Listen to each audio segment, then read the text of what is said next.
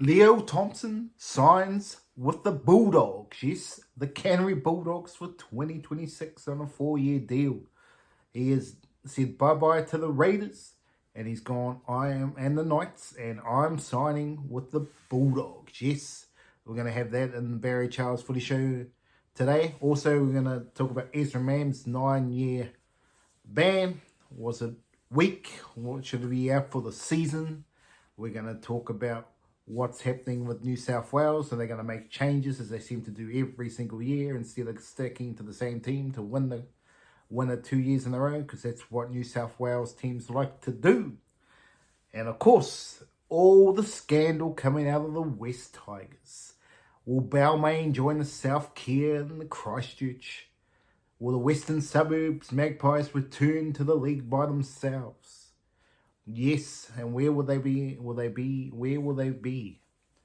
Will they stay in Campbelltown or will they move on to further shores? That's all happening right here, right now on your favourite footy channel, Barry Charles Footy Show. Let's get to it. Yes, Leo Thompson, folks, has signed with the Bulldogs. Wow, according to reports, is this a win-win? Will the Bulldogs win the premiership now? Hell no! Leo Thompson is not even up with the Fisher Harrises, the Moses Leaders, the Fanua Blakes and the likes. He's the next tier down. Yes, he ain't up with the top guns, no doubt about it. He ain't up with the big guns in rugby league in terms of props. Could he get there? We will see, but I seriously have my doubts. I think he's a good player, don't get me wrong, he's a good signing. Is he worth the money he's on? I do not think so. He's yet to prove he can do it consistently. But we will see if it's a dud signing for the Bulldogs. I'm not saying it's a bad signing, but I don't know if it's going to turn them into the premiership force. If they had Fanua Blake there, I would have had another different story to tell you, but they missed out on him, and they've gone for second place with Leo Thompson. Yeah, to me, he's a solid player, but he ain't going to win you the premiership.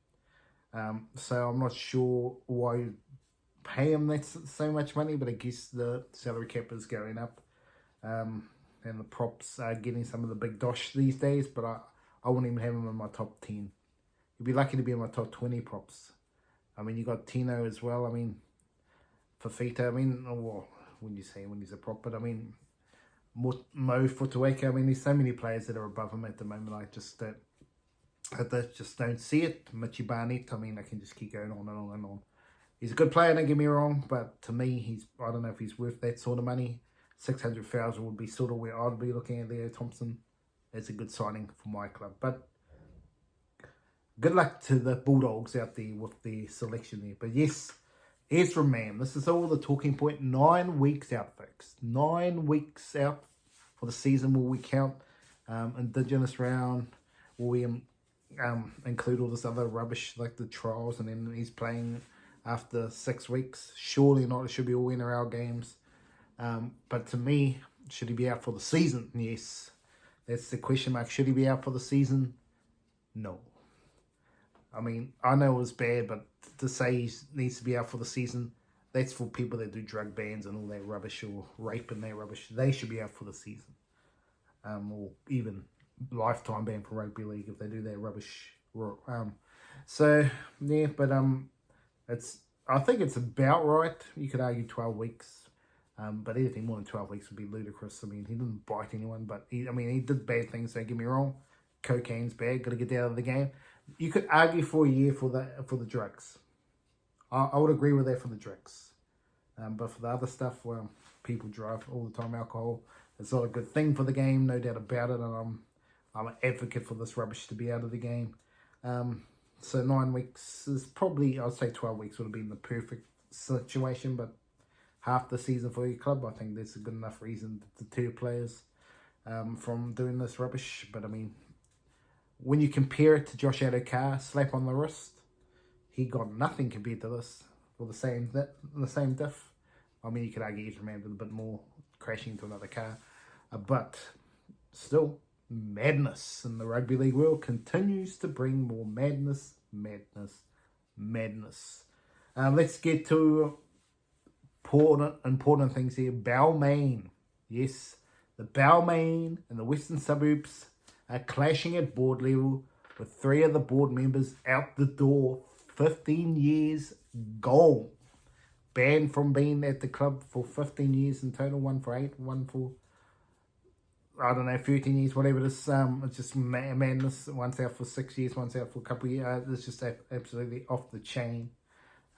4 board members are approving 3 to go for whatever crimes they've done. I don't know what alleged crimes, whatever they've done. It's just madness. This club has been in turmoil for over 10 years. Is it time for them to split? And will the Balmain come in and be the Balmain kids or the Balmain whatever in the South Island? There's been secret talks around that happening. And will it happen? Is it a good merger? It's not a good merger. Why would someone in the middle of inner city, Sydney, that nobody really cares about rugby league up there? I mean, honestly, it's not a rugby league town at all. I know Leichhardt is there. I mean, people like to go to the game, but in terms of having people go there regularly for games, that Leichhardt is just absolutely rubbish. I mean, the one-off games is okay, but I mean, the parking's debacle. It's in the middle of nowhere. I mean, it's just absolutely not the greatest place to play footy, unless they improve the standards of the crowd and make parking in there more accessible.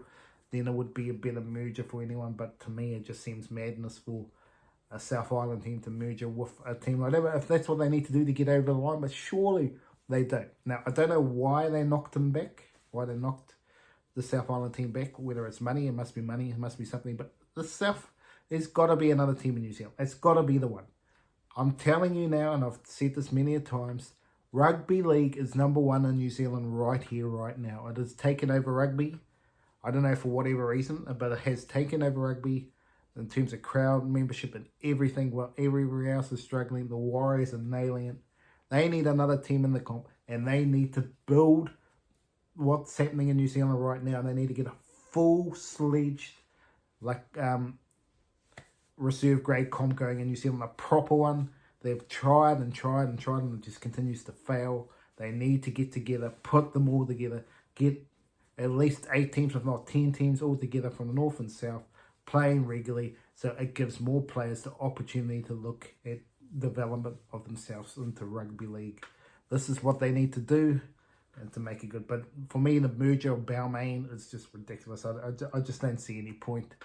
Balmain need to either get themselves together or they might be out altogether, and I think that's potentially what's going to happen here, folks. We might be hearing the return of the Western Suburb Magpies. Yes, I believe that is going to happen, and Balmain are going to be gone. But surely, this is on Balmain really wanting to go all together. Because I don't see them joining any other, but I don't think, unless they join the Western Tigers. And there you go, just pretty much the same name as before. They have to be called the Perth Tigers for sure.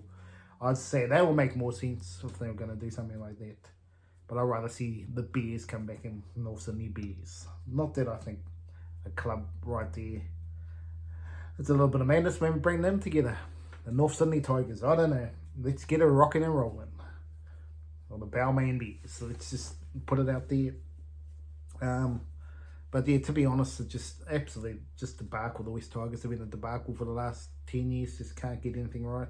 Jerome Luai's probably looking for the exit clause already. I'll be stunned if he lasts longer than 2 years, unless he turns this club around. If he can turn this club around, it'll be an absolute miracle, and he is the Messiah, and who cares about Cleary? This guy's the greatest. Wow, he's got a chance to put himself in their legacy, but if he can do that, if he can get the West Tigers a premiership, Jerome Luai, wow, wow, wow.